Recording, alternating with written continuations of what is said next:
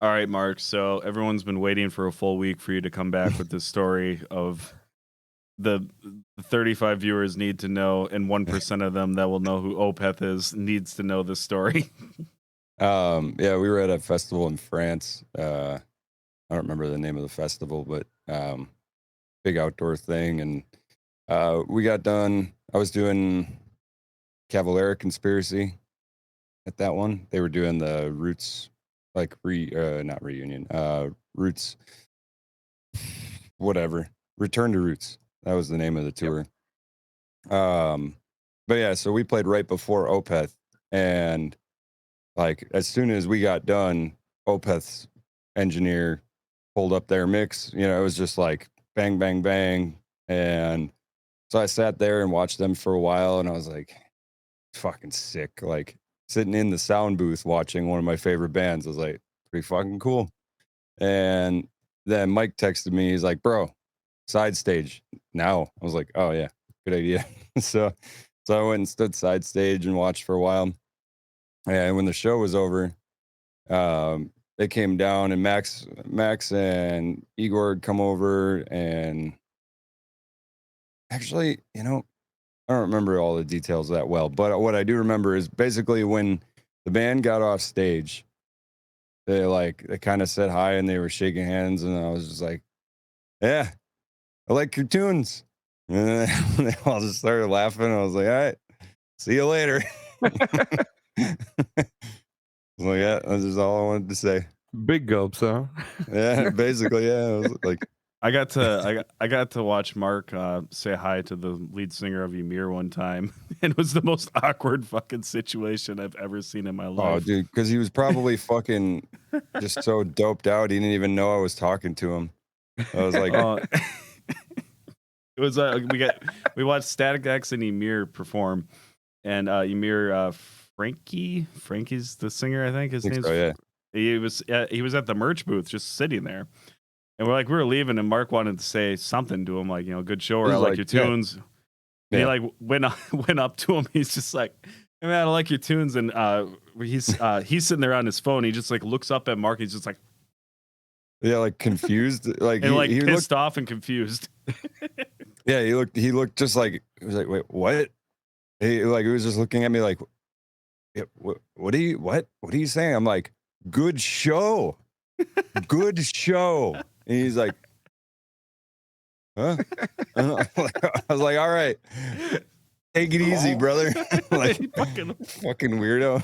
Like, just like, I what was the gonna fuck? say, being out there and seeing some bands before, has there ever been a time that meeting one of your heroes went wrong? Like, if either of you ever met somebody that you super wanted to meet and you like it just ruined everything you thought about Oh them, no, or no. I think because I've heard people say that, like I was a big fan of so and so, and I met them, and I won't listen to their stuff, and they're horrible. I think people need to realize too, like a lot of celebrities or musicians or world famous whatever's, they have people fucking coming up to them all the time. I would say you Oh, probably catch like probably 10% of the time they're very good with their fans, but the rest of the time they're just trying to fucking get some food or run some errands or Right. some yeah, shit. So it's like I've heard that like you ever see those lists show up like on your feed where it's like 10 celebrities that fucking piss people Oh, off, or sure. 10 stories that'll make your blood curdle from fucking Reese Witherspoon or whatever it is. Like it's always like some yeah. bullshit story too. Like, yeah, I went into like she came into a coffee shop and ordered a coffee, and like we didn't have the specific creamer, and then she got mad and left. What a bitch! Like, fuck that celebrity. It's like that sounds like a typical person that's crabby at a establishment. I've been there. I'm Sure. so. Yeah. But I But mean, at you, the same time, too, I've heard Neil Peart talk about it before in Rush, that it's cool that when people say like, "Hey, we love your music" and stuff like that. But then when people get into that part of their where you go up to them and you're like, "Your music changed my life," or like, "Your music," like, isn't that kind of heavy to put on somebody? Like, "Hey, Yeah. man, you made my life worth it." Like, okay, well, do I owe you something now? Like, I'm I glad can, I I could can, help, but I can speak from experience. I've actually heard people say like, I don't know if that I'm not bragging. I'm just saying I've had that experience. Like people have said that to me, and it made me feel like really odd. It's very weird. And Mark, I'm sure you've had that moment. Because like there's Probably been from the times same guy. like that, Well- like that semi worship almost. Well, for me, it was. I remember like this was like pawn days. I remember kids coming up to me and like talking like they were gonna start bands and they were like all jacked up and they were asking me to sign their shoes and all this shit. And like at the time, it's like you kind of like you don't realize that people like look up to you, and then when that kind of dawns on you, and they say something like, "Oh, you changed my life," it's like, "Oh shit!" Like, Whoops. yeah, like that's heavy, man. Like, Yeah. I guess that would make you uncomfortable, but then again, like it comes with the territory. You're out there, and people are going to interpret like your art however they're going to take it. So, But yeah, I don't so know. like when I tour with Soulfly, I also or Cavalier Conspiracy, I act as like a security guard for the meet and greet thing, and That's we gotta bring be people. weird. There's gotta be some Yeah. weird. We bring people on the bus, and we usually do like we try to cap it at 10, but like if people are just like trying to buy a shit ton of them, it's like, all right, fuck it. You know, some nights if we have time, we'll do like 50 of them, and it's just like fuck these. You know, like so many people come in and tell the exact same story, like like almost verbatim, like the same stories about like how they found out about the band. It's like as much as like Max is weird because he'll actually just like he actually enjoys listening to people talk and like genuinely just loves people. Like, but sometimes like I get the look from those guys like, bro, this guy's gotta wrap it up. You know, like they just kind of give me a quick little eye glance and I'm like, all right, brother, time to go. You know, and he'll be right in the middle of his like, you know, early teens in his story. You know, he's telling you know, it's like this fucking 60-year-old guy who's trying to tell him his whole life story, and it's like there, you know, You there's gotta say something really unique to stand out to them. I feel like if you got backstage passes, like you should probably try to like, not saying you should do this, but like like pee on them or something. Like something that'll like really okay. they'll never I'll forget never you. forget that guy. I do have some pretty cool stories about people yeah, that have come on. come on the bus. I So want some dirt Let's here. do this. there's Dayton, Ohio. There's this one lady who she actually like follows us around the country. She might see this. She probably will. Kind of hope she does. Like take notes. All right. She one time like she came in and we're like, oh, she's here. And like all I have to do is say she's here because she buys a meet and greet every single night. And like they were all just like, all right. They're like, put the drinks away because she's just like all over the place. And like that night she came on the bus, she was so fucking spun or like just fucking twacked out. I don't know what the hell her deal was, but she was Twacked. at one point standing on the back of the I don't know what you call it, couch, I guess, in the bus. Sure. So there's like, okay, floor, couch comes up, you sit here, it goes up, and there's the back, and then there's the window. And then there's only about like, 3 to 4 feet above that. But she was standing on the back of the couch and like had her arms like on the cabinets, just like wide-eyed, like trying to tell the story. And like at one point, Gloria like heard all the commotion because like Max and Igor were just laughing because they're just like, "What the fuck is happening right now? This bitch is like literally climbing up the bus walls like some fucking exorcist shit, you know?" Like, yeah, so Gloria comes over and she just goes, "Oh my God, what the fuck are you doing? Get the fuck off of the bus." And she's like, "Oh," and then she's like trying to hug Gloria, and Gloria's like, "No, get the hell out of here. You're so fucked." Are they able to cut people like that off at some point? Can they just be like, hey, listen, if you buy a meet and greet, we're not letting you back here anymore. Like, stop buying them. Yeah, like really that's up to the guy at merch or girl, whoever's running merch, is to just know, like, okay, this guy's fucking hammered. He's not coming on our bus. Or this guy has some issues, and it's like, yeah, the scary thing about it for me is it's like, I kind of have to like make sure people don't have like guns and knives and shit when they come on. And that's that's hectic for me because I'm like, if they do, what are they gonna just be like? Oh yeah, here's my gun, you know? Like no, Right. fucking, they're gonna probably shoot me and just keep going anyway. And it's like, yeah, I don't know. That's that whole thing.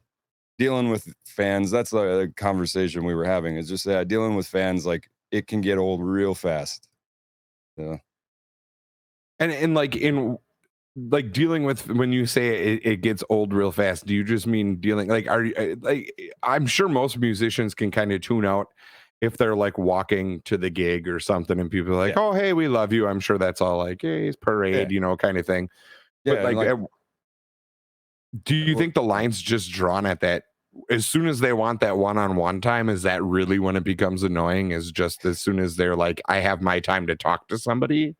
yeah, it just depends on the people. Like I would say a good 95% of the people that come on the bus, they go, "Bro, I love all your songs. Like, been listening to you since I was 16. Really appreciate you coming. Can I get an autograph?" Like that's the standard interaction, Right. and that's like they love that shit because it's like, everybody's happy. Everybody leaves that encounter like satisfied. But yeah, Well, it's I'm just when people are telling sob stories and stuff. It's like, man, and you said they're relatively all the same. oh yeah, I imagine like the crew of Blue October has to do with a lot of sob stories. Oh, I'm sorry. oh, I love yeah. that band. I love that band, but I guarantee you it's a lot of that shit. Probably a lot of the emo bands. yeah. Sure. Yeah.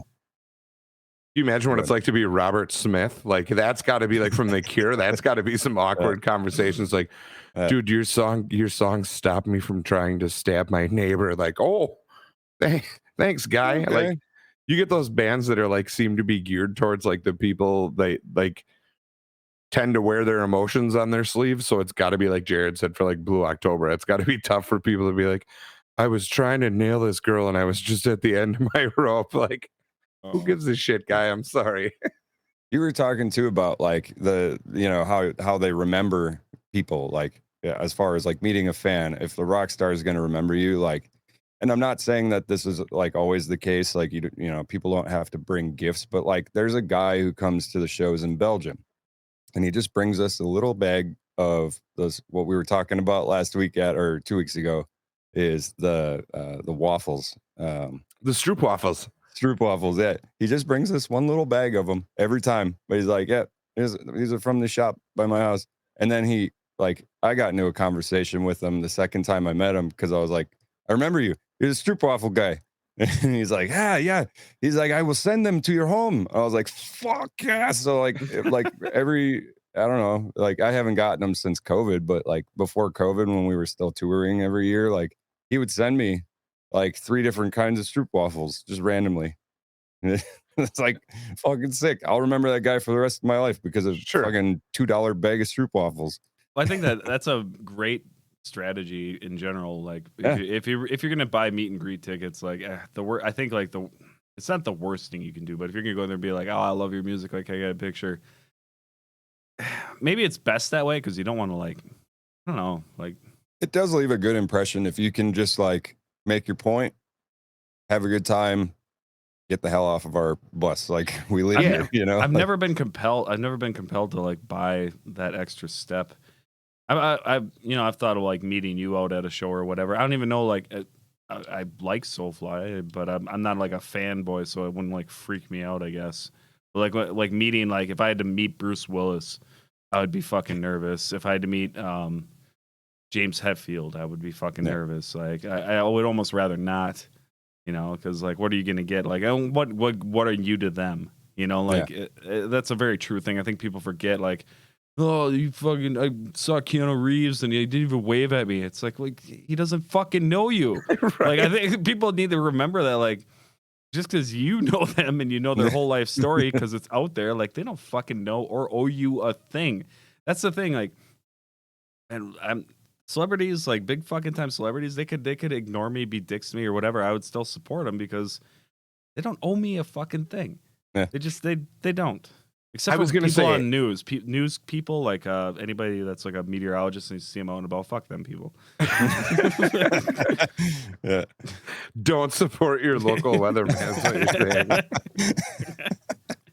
sorry. But like, I've Sorry, got to Pete assume that Potoniak. there's got to be part of the Like Pete. it's got to be known that some of that stuff comes with the turf. You know, you're gonna do tours, you have to sit and waste time with people and whatever. So it was kind of cool that you explained like where the line is, because I always assume that you get a lot of people that like, do you get criers and shit too? Oh I yeah. bet. Oh like, man, I couldn't deal with that. the very last tour we did when we were in Mexico, we did like a meet and greet thing kind of backstage or whatever, and that one was just like put on through the festival or whatever. But I watched this one guy just like, he didn't even say anything. He just sat there and like cried. Like I was like, It's a big fucking deal to some people. yeah. I was gonna say one of my friends met Ace Frehley from Kiss, and he's like, he picked up a guitar because of Ace Frehley. He's that kind of guy, and he met him, and he said the only thing that happened is he walked up to him, he burped into his own mouth, and then said, "You're good," and put his hand out like this to shake it, and he just like grabbed his hand and shook it, and then left. Oh my god. That's So he fucking finally gets to awesome. meet his hero, spends money on the ticket, and then just throws up in his mouth and says, "You're good." I want to say something though, real quick. And I don't, Mark, I'm because you're in your line of work and maybe your own experiences. Like one thing I always thought about if I was to ever like break through in music or whatever I'm doing, like I always felt like I would be very fair and like engaging with any kind of fan base that I've created, and like I wonder if every celebrity goes out with that in mind, and it eventually wears them out, and then they become Harrison Ford. I wonder that. It probably depends on how and when and where you got your start. You know, like if you were a band that where you were some just studio guy, and then all of a sudden now you're in a famous band, and like, you know, you're just used to just doing the job. Like I could imagine that would be rough. You know, you'd be like, I'm not here to deal with people. Like I just want to play the songs. But then if you're somebody like how we were, where we're like, we're just writing music that we like, and if we can go out and play it, awesome. And like to us, those interactions are fucking cool because it's like, wow, people actually give a shit, you know? Like, but then I think if that becomes the norm, then it's just not as rewarding of an interaction. I was gonna say, because if you're selling 1 million records, does it matter as much that people know who you are because you've already, you know what I mean? You've got the proof. Yeah. So do you care as much? Let's see. It's a weird thing because like I've been in a lot of small projects, and Mark, you know, like you're sitting at the merch table or whatever, and somebody comes up to you and asks for a CD, and you're just like fucking blown away and like excited as shit to talk with them, and like if they want to take a picture or whatever you got to do, like as a smaller musician, it's like you crave those interactions. You want more of that, and you want like, and I don't know if that's because we're all fucking attention whores at heart or what, but it stems from something like that at least. I'll admit it, but in general, we're people, you know. You both are. I am in a weird way though. I don't like people, but I also like people. I don't know how to. You're not a small talk guy, but if somebody will get on your level, you'll talk to them for a month. We're social people, but you're not a small talk dude. Yeah, I don't want to fucking talk to anybody in the grocery store. I don't like the how's life, how's your kids? Like I hate that shit. I would rather have a random stranger walk up to me and be like, "What's your favorite kind of soda and why?" It might only take 3 seconds, but like at least it's not how's That's so much less pressure. How's life? Like people ask you questions on purposely that you can answer. Oh, it's good. Like there's nothing genuine about that conversation. When somebody looks at you and says, "How's your wife? How's your kids?" It's really their way of saying, "Let's wrap this up. I got to go." Like there's nothing. So I would rather have somebody come up and say something random. But I guess the point of me asking all these questions is I always had the unique perspective of being the guy that was just hanging out while you guys were doing stuff. So I never really got the like music fan and perspective of like, oh my God, you guys changed my life or anything. But the more I think about it, like I grew up on a lot of music with you guys, but I think I just got a different experience because I didn't have to come in as a fan. I could just come over and sit and listen for 4 hours, you know, like, so it's kind of interesting that middle ground to find out where you guys like where it matters and where it doesn't now. Cause you could argue that 15 years ago, things probably mattered in a different way than they do now. You know, is like playing any show probably mattered back then, whereas at least making the money worth it to do a show is different now. You know what I mean? Like, do you Yeah. think that music means something different to you now because you can look at it as a job and a hobby, or is it still the same thing and it's just a perk that you make money? Ooh, Yeah. that's a good one too.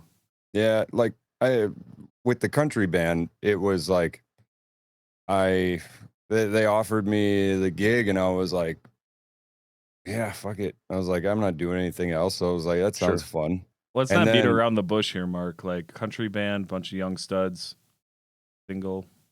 well, no, I mean when they I first mean, when they when they I no, just when don't they see that group of guys being the guys that are like, dude, what can we do to get puss? Like, when they no, I'm just saying that it's oh, you No, guys. like when I they- know for a fact that the tons of women were at your shows. Yeah. There's But, nothing wrong with course. that. Yeah. It's awesome. But yeah, it is. But I mean, when they asked me, it was like, it was this time last year in the middle of COVID where I was like, I don't know if I'm ever going to be able to go back to work, like I was like, fuck it. I have nothing else to do. And I was like, that could be fun because I like those guys. And I was like, yeah, I want to play something where I don't have to invest like my whole heart and mind into it. I can just learn some songs and fucking jam, And I was like, that I think is going to be a good time. And then once we started putting it together and got the drummer in the mix, it was like, oh, we're going to make money. Yeah. This is fucking cool. But it was just kind of a perk. Yeah. It's not necessarily that you're coming into a band going, is this a financially sound decision to be in this band? Yeah. I guess I've never looked at it that way, and I don't think I ever really will, unless for some reason this band stops playing shows. If I were to ever join another band after this, yeah, it probably would be like, well, I'd have to make money to do it because like I don't have the time or been the on the energy other to. side. I was going to say, have you ever looked at a band that was looking for like a guitar player, maybe Jared, and been like, not necessarily my cup of tea, but I know I could play it and I know I could make money. Would that be something that would be easier for you to do now than it would be to like 22-year-old Jared? Oh no. Man, I don't even know how to explain like how uninterested I am in joining a band. So if somebody anymore in came my up to you life. and you could do it as a source of income, Well, you don't think you'd want to do it as a job? I have like that? I have a master plan that's probably not going to make any money anyway. But I'm gonna start a tribute-esque cover band called Kevin Durst, which is Seven great. Dust, Korn, and Limp Bizkit in one. So that's my dream. If I'm gonna do cover music to make money, like I'm doing a tribute. Dude, I will tribute band. financially back that project. Whatever. Kevin, Whatever I gotta Kevin do. Durst. I'm copywriting that right now, just so you guys anybody Is watching. it gonna be- Durst. Is it going to be one word or two? I think it should be one word, like Kevin one Durst. word. Yeah, Kevin Durst, because Like it's a kind of bratwurst or something. the K will be backwards, so it's Yeah. Korn. And umlauts. Evan for Seven Dust, and then Durst for Limp Bizkit. And use for each letter, use the font from Yes. from a different Yes. band. No, I so already it's thought about this. It's 3 sets, and like one is Limp Bizkit, one is Seven Dust style, and in between each one, we all change outfits to look like those bands. So like it'll happen someday. When that cross that bridge. But that's I But don't even want to. looking at those 3 bands from like how different they are as new metal bands, I think it would be fun to make that band and then just do like a Korn song, but have like Fred Durst singing it. We had So like you're playing "Freak on a Leash," like feeling like whatever Fred Durst does. I don't know. I don't Is he even still know. alive? Yeah, I don't Oh, even yeah. know like That's good. how it came to be that I wanted to do this, but I always had the most fun at the last cover band, and even Gain, we cover some Korn songs and Limp Bizkit songs, and it's like it's always fun to play them live. And I love Seven Dust. Seven Dust is good. Like out of those 3 bands, Seven Dust is the hardest to fucking cover by a mile. Like Korn would be the next one, and Limp Bizkit is the only challenge there is what's his name? Wes Borland. He's Yeah. his How guitar shitty his can you guitar tuning and choices were always very bizarre. Like he always used like very unique. He was an innovator. Like to be totally honest, like Limp Bizkit, you can shit on them all fucking day, but like they changed the game when they came out. They were swinging hard. Yeah, it died out fast, but that was a big fucking deal. I don't know. I guess Have you guys watched the Woodstock '99 documentary that came out on Hulu recently? not No. yet. Not They yet. I want just to, put though. one out about Woodstock '99, and I actually want to come over and watch it with you sometime Yeah. because it's it's incredible, but you kind of wonder with those bands, was it just that the music got stale for people, or was it just that fucking crazy testosterone of the late 90s and early, because the late 90s and early 2000s, like the early 90s, you had the PC movement and all the grunge stuff going on. And then all of a sudden in the late 90s, you had a bunch of fucking angry white dudes that were just like, was it that ruined nu metal? And I think it is. I think it was just people got sick of that kind of, not to say toxic masculinity, but like people were swinging dicks hard in the late 90s. You know what I mean? Like at Woodstock 99, they have a big thing on there about how much sexual assault was going on at that time. So I wonder if it's just that culture finally died. Yeah, it's imploded on itself. Yeah. I always felt like nu metal, or that genre, like it's a very one-dimensional genre. So like I when it became like a big mainstream thing, you'll still see nu metal bands kind of popping out even like today, like newer bands coming out that have that same sound, and they'll get some popularity and do their thing. But like when that hit hard, it was just like a timing thing. It was just like everyone kind of agreed with that depressive, fucking dark, whiny. It was like emo, but not as whiny. I don't really know how to place it. It was like a beefy way to be emo. It was like you can be emo but still look fucking hard ass. But those riffs, I mean, when you look at like 80s music and 70s and like everything that's involved in like making like intricate like chords and using intelligent writing, when you look at late 90s, early 2000s nu metal, it's just bar chords, and it's a lot of effects and singing with like that. And I'm broken, and I'm feeling so. Like it has, like it doesn't matter what you're saying. Like, and the guitars are literally just like a dun dun dun dun dun dun. You know, like there's just it's so It's gonna sound mean. I actually like nu metal, believe it or not, but it is dumb. It's fucking dumb music. I love it, and it's the most basic. It's back to the reptilian brain. It is that like it's that most like visceral form of music. Like it serves no purpose other than to spark emotional reaction. That's it. I heard a great argument from my buddy Nick recently. He was at work, and some kids were like, Hey, what music do you like listening to or whatever? And he's like, well, I don't know. I like Journey and, this and I think he said Queen and Rush. And they made him play some of the stuff off their phone. And they're like, yeah, Nick, I don't know how to tell you this, man, but your music sucks. Like, that's just garbage, man. I can't even, it's not even close to being good. It's like, you need to listen to this. And it's just like a real low, like B, like, and it's just like some spit rap crap that like says nothing intelligent.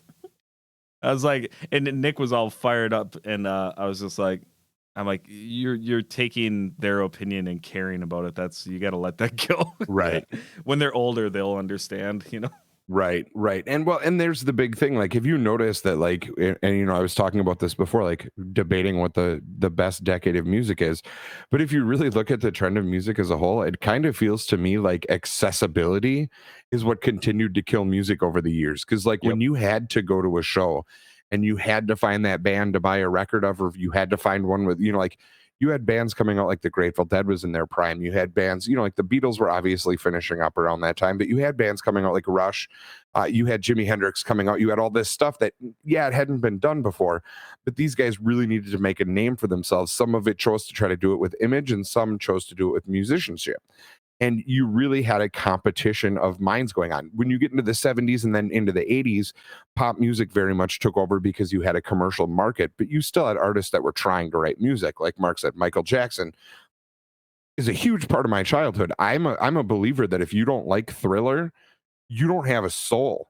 Like that album sold like 72 million copies. Like Thriller, like but it's that kind of stuff. And then as you progressed into the 90s and into the 2000s, it just feels like the biggest thing that ever beat up the music industry was accessibility.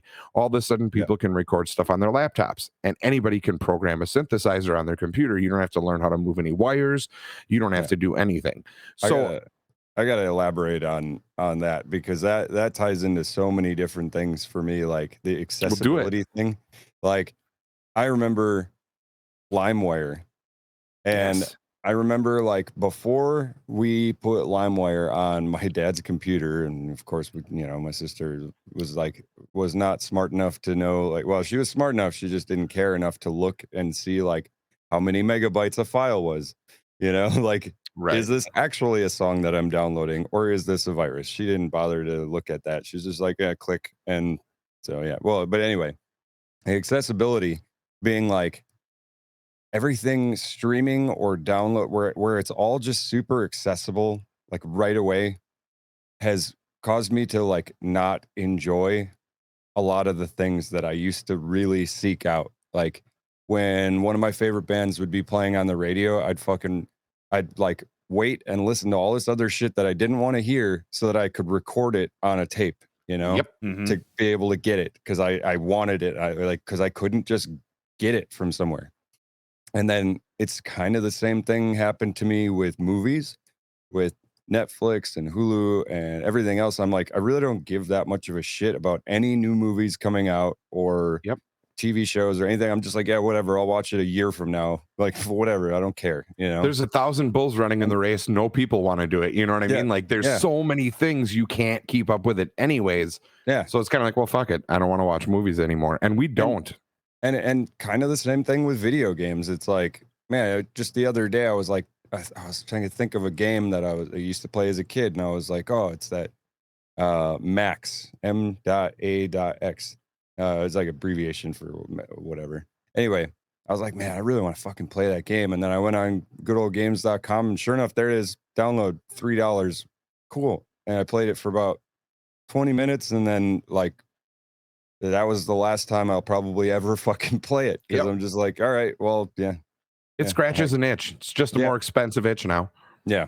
But it's like now that I have access to everything, I don't seek anything out anymore. And nothing has like that intrinsic value that it used to have. Like I want to confess something and see if you guys are kind of on the same boat. Sure. Especially with Mark being a musician. Like, are you finding like more and more like less interest in new music? Yeah. Okay. Because like I always felt like I was broken because I was just like, my I'll bring up Nick again. He's always telling me, "Oh, did you see this band or you hear this band?" He's always sending me links, and it's just like, I think I'm broke. I think I'm just like I can't. I picked and chose my path in music, and I picked the things that I liked.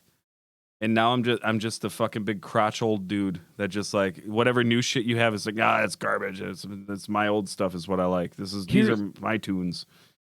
and I guess I feel it's different now. Like when you were a kid, like there's bands now that come out that it sounds like everything is just one piece.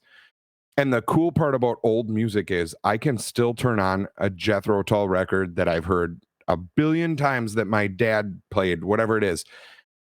And now I find myself, instead of listening to new music, going back and re-listening to that old stuff and just picking out one instrument, like what's the bass doing this entire song? Now I'm going to listen to it again. What were the drums doing? And then you listen and really pay attention to the guitar. And then you put it all together as a piece and you're like, okay, this song sounds different to me now because I understand it on a different level. And that's what I've been doing a lot with music lately. And now you get new music and it just doesn't feel like there's pieces to pick apart. And that's where new music lost me, is everything's so pushed down into one centerpiece that there's nothing to pick apart anymore. Tame Impala is the only band that's come out in the last few years that I've super enjoyed because I can pick apart their music. But that's the thing that's missing for me. There's no pieces to things anymore. There's no composition. It's just, I'm going to put this down, put something over the top of it, and then affects the shit out of it. Go ahead. Sorry. Now, there's people like Trent Reznor and like Nine Inch Nails that use effects and use sounds as music. They're still playing an instrument. They're still doing all these things, but now it feels like everything's just typed in. I do. I have one like kind of, I guess it's like guilty pleasure kind of thing, like that is like new music that I actually really dig. And you guys are probably both gonna laugh, but Billie Eilish, like nothing wrong there. Nothing wrong there. So, and okay, at the same time, her voice kind of makes me cringe when she does like that really soft stuff because it sounds to me like ASMR videos and it like Mhm. actually makes me uncomfortable. But like her brother, I guess, does like all the actual like Mhm. music behind her, and like it's basically fucking jazz. And Yeah. I really dig a lot of it. Like some of it's just kind of more plain sounding pop stuff, but then there's some of these songs there's like yeah, just like such cool fucking chord progressions, like really Yeah. weird, unique chord progressions that just like And hit people me in a need to good keep way. in So mind with her that like she's just an adult. Like she was writing and doing this stuff as a teenager. Like yeah, that's talent. Like yeah, she's got her whole life to go yet and she's already like established as a megastar, which yeah. sucks for your personal life because Right. newsflash, you're going to be fucked up at 40. No way you're not going to be.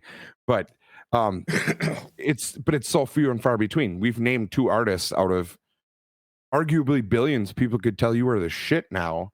Yeah, And it's like, well, sorry, I have stuff I can actually analyze. Like, I don't want to listen to this stuff. Like, and yeah. I don't know if it's just that kind of like the people that we are, or if everybody from our generation has kind of got it to that jaded point. Yeah, I think There's part of it is for us is we're mostly thinking about like kind of rock and metal and stuff like where yeah, like new rock and metal bands like just don't like very few that have like really I done know. anything for me Yep. like on a I emotional personally level. know all the new metal bands that I like. Like Yeah, that's how it's gotten. Like I know those bands. Like yeah, they live here. But yeah, yeah, other than yeah, that, not a yeah, ton.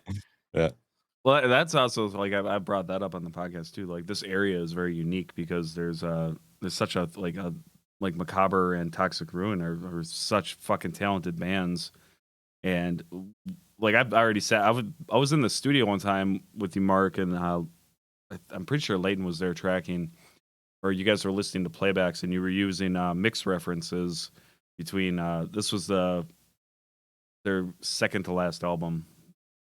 I don't know if you remember in the Outer Gates Gods, of Hell or whatever the fuck, or the Outer outer right behind. gods of outer hell. Yeah, it's probably on the Yes. wall behind you. But Yeah, yeah. that they were working on that. And I remember you guys were referencing another band, and when I listened to that other band, and they were like listening to you were kind of doing the mix or Oh yeah, whatever. like A being and Yeah, yeah. yeah. And I remember sitting there thinking to myself, and I was just like, I looked at Leighton, and I was just like, you guys are better than this band. And he was just like, Yep. what? I'm like, yeah. I'm like, I can honestly say that. Like, this isn't my genre. This isn't my thing. But like, from an outside perspective, like you are referencing a band that you have more melodic value and are better at it than them. And Yep. it's like you're from fucking Michigan. Like, this is Yep. insane. I would What's argue with fucking people cool that about like that? Oh, what's cool about that is I was probably A-Bing it with Cannibal Corpse, which is like the most legendary of all Right? fucking. It wasn't Cannibal Corpse. I know Oh, that. okay. I can't Okay. remember who it was, but I remember I definitely would have remembered that. But Okay. it was somebody else that they praised or idolized. He Oh, would yeah. probably know if I talked to him. Yeah, probably.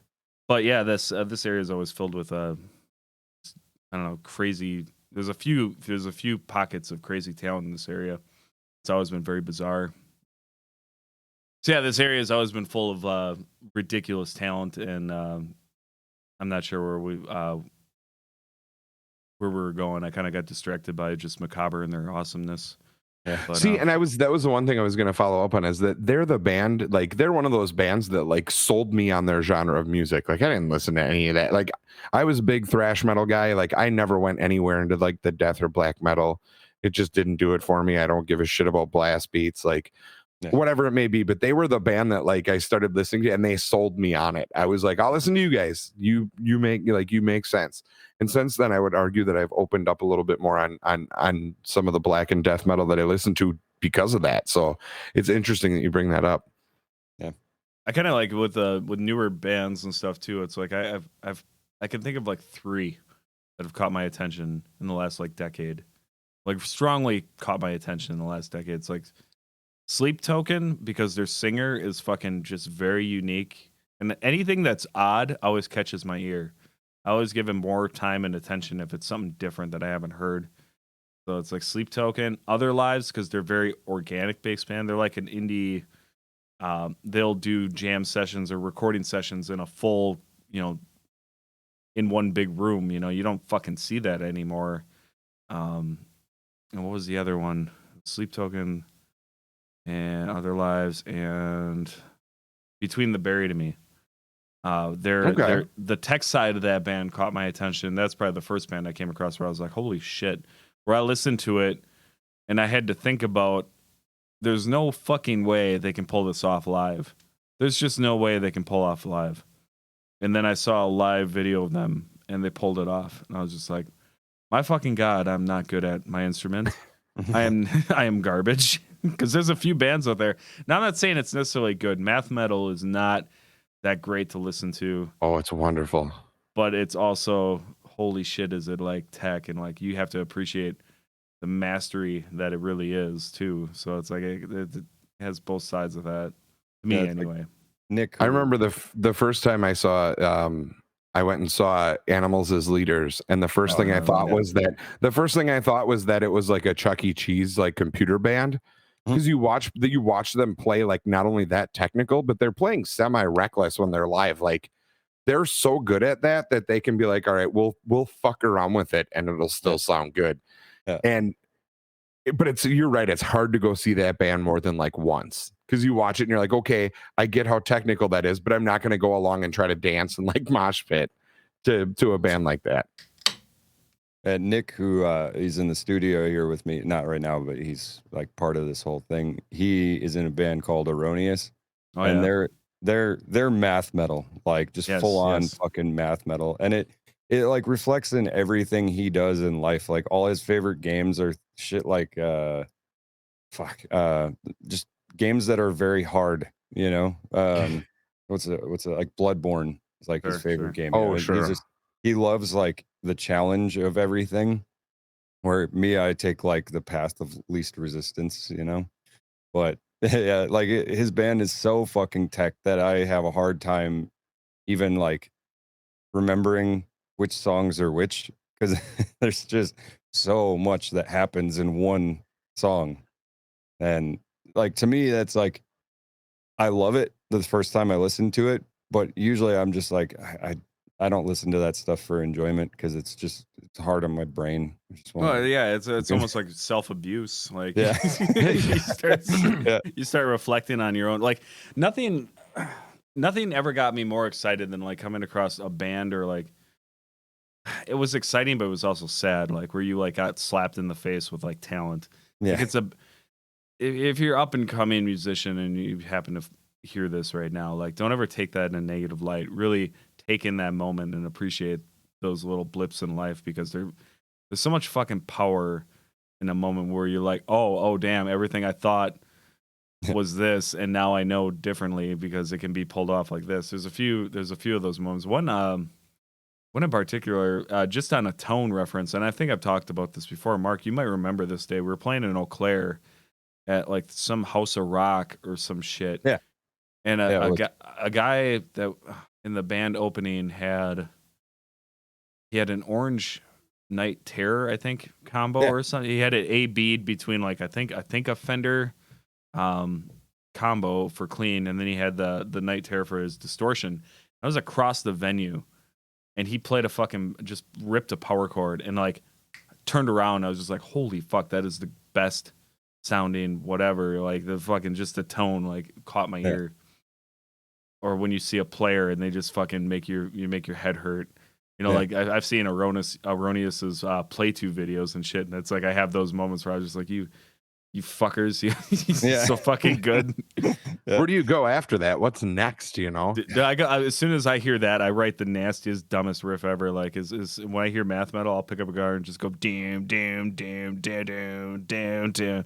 It's like, yeah, I'm gonna melt faces with that'll this. sell more records than your math metal record, you son of a bitch. I remember sitting down with Nick, and he's like, your band writes smart. And I was like, well, thank you. he always tells me that too. He's like, even when I told him I was in the country band, he's like, God, that's smart. It is. But I mean, it's different kinds of smart, like you're maximizing your playing potential or like your skills, maximizing your skill set, basically, where I'm like using the bare minimum for the maximum like payoff, So Jared's making a really fancy drink and you're making a really strong drink, Yep. yeah, essentially. yeah. That's awesome. That's awesome. So I'm going to go with the most cliche question I have in the world for both of you. But I want Jared to do it from the musician side and Mark to do it from the recording side. A band comes to you, that even if you tell them never to be in a band because it's not worth your time, like, they're going to do it anyways. Jared, from a musicianship side, what's the biggest piece of advice you give them?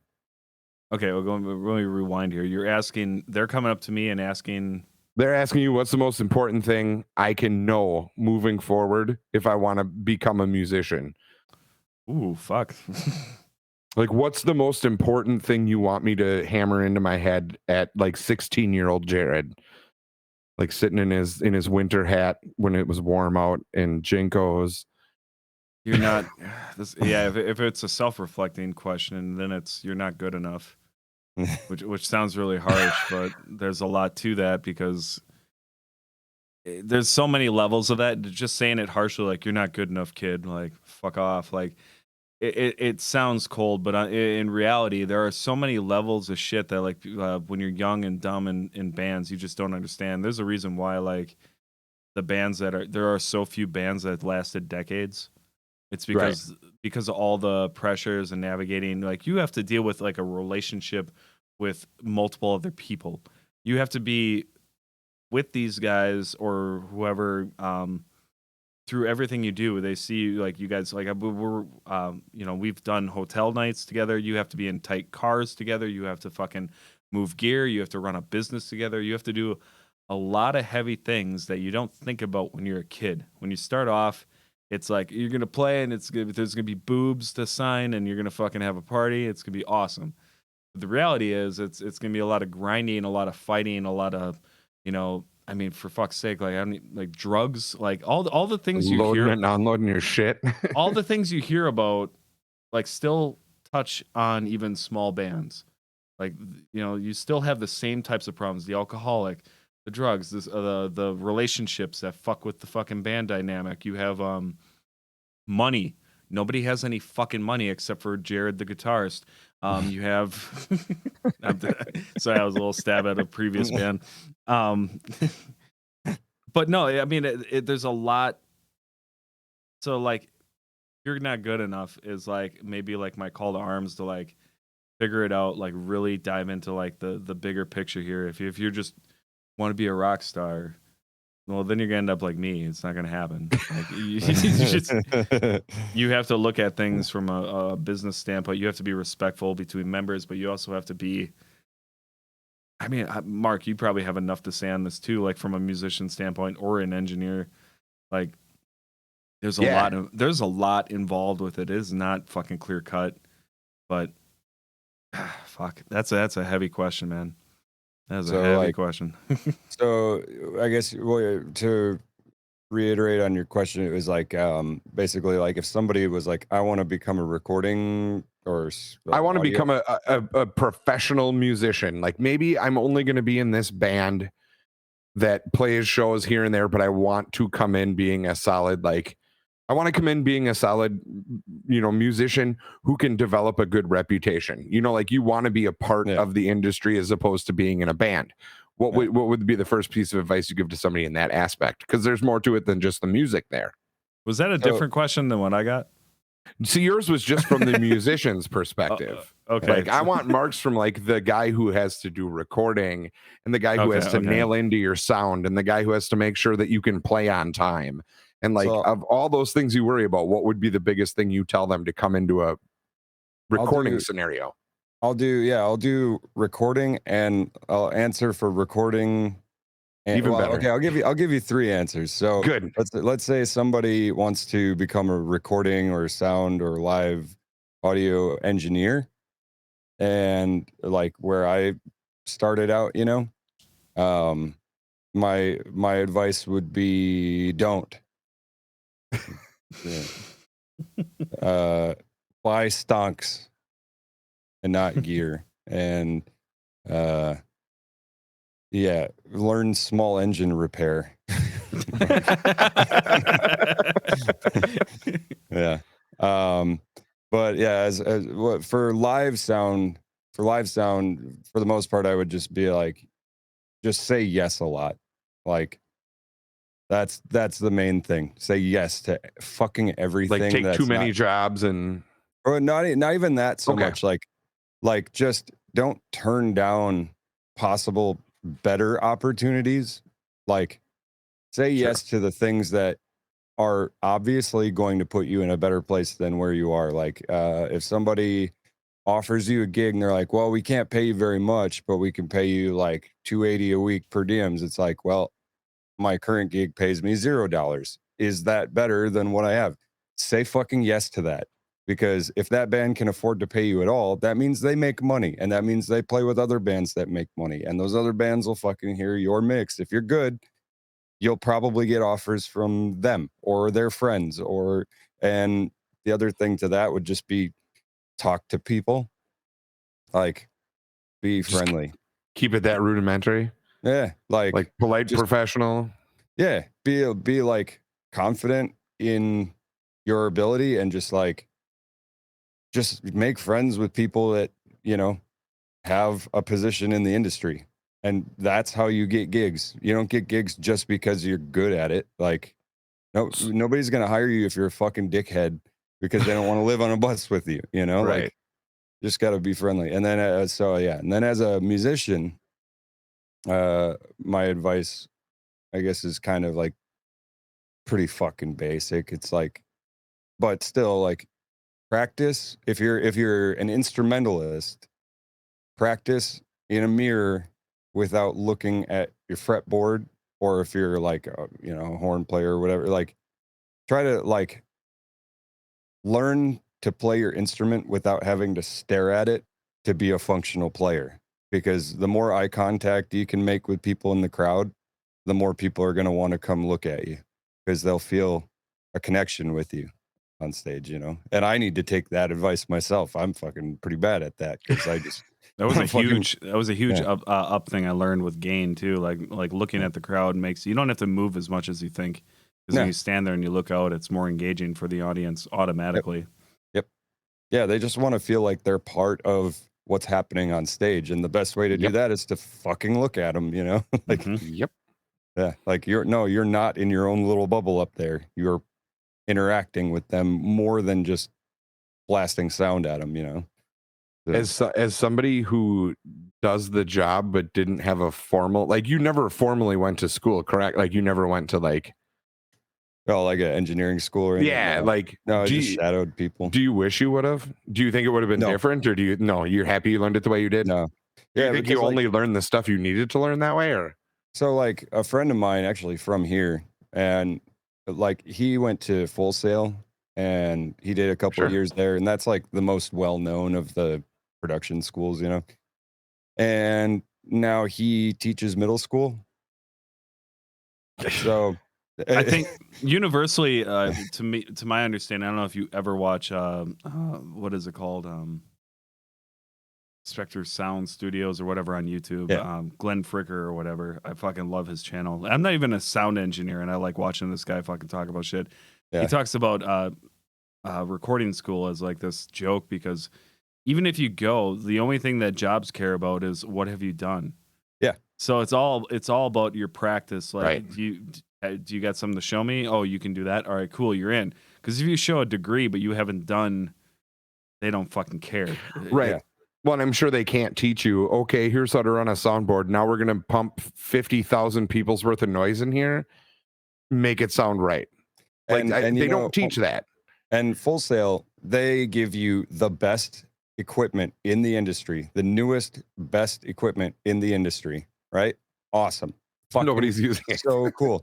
Nobody fucking uses it. Nobody can afford that shit.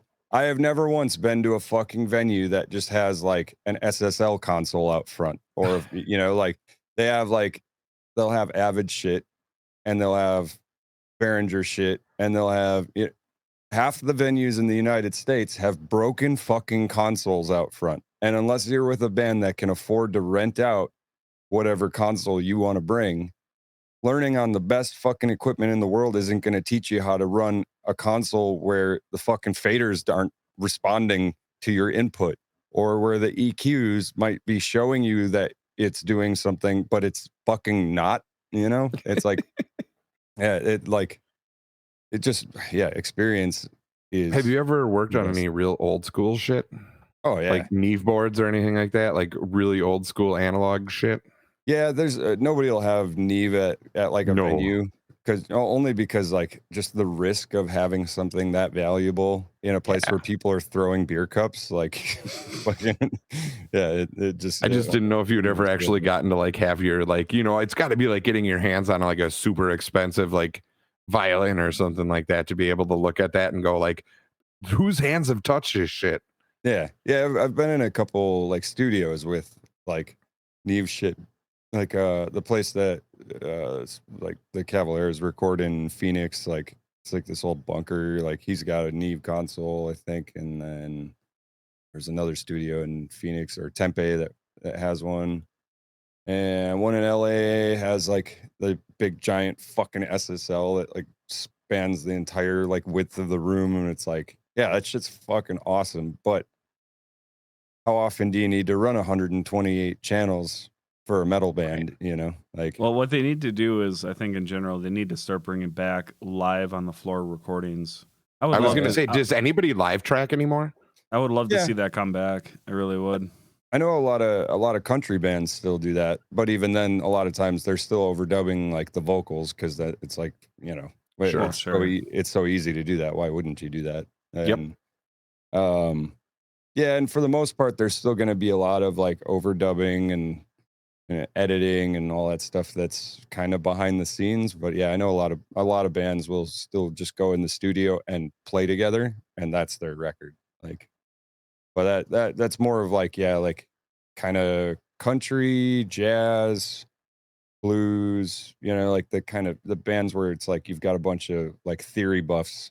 Where And musicianship's way more studio important guys. than what you look like. Those are the guys doing that. That's super Um, awesome. First it's image. Yeah. And then everything else is you just have to look sexy. Mhm. That's my advice to all the new Look- musicians out there trying to get look famous. hot. Just figure out how to look hotter. Yeah. Shave your head and eat every ham sandwich you can find. You can be Yeah. this. Adam, I gotta say, this has been extremely awesome having you interview. Like you did an excellent job. at I've it. been waiting, but this is like 20 years of hanging out with you guys. And like when you're in the middle of recording stuff, like I've sat there while you were recording, I've sat there while you were writing, and those are never appropriate times to start shelling out questions. Usually, if Jared and I are hanging out or Mark and I are hanging out, we've already got something planned. We're playing D&D, we're doing whatever. So it was really nice to have the opportunity. As soon as I saw both of you were on tonight, I was like, if Jared brings up music at all, I'm just running with it. And I'm super, super glad I did. That's awesome. I actually do. I'm going to talk to Nick because I do actually want to sit down and pick the brains of D&D players. So I think that was something we talked about a little bit. I would love to do a D&D night, and then maybe if we're lucky, that can be the next episode. Actually, if we could get all four of us, because like Right, I want that. Me, Adam, and Nick all have very different play styles that we're Right. accustomed to. Yes. So it'd be really cool for me, especially to hear like different perspectives on. Yeah, that Nick and I stuff. talked about that too, so I hope we can do that. Yeah, Nick, if you ever watch it, he doesn't watch the podcast, so I guess Fuck you, Nick. You gotta earn it. I want to Thank see you. your name on 4 episodes, otherwise we ain't doing shit. Thank you guys so much for hanging out with us on Camping for Assholes. Tell your friends. You know, we're growing. We're little babies, but we're getting there. Yay.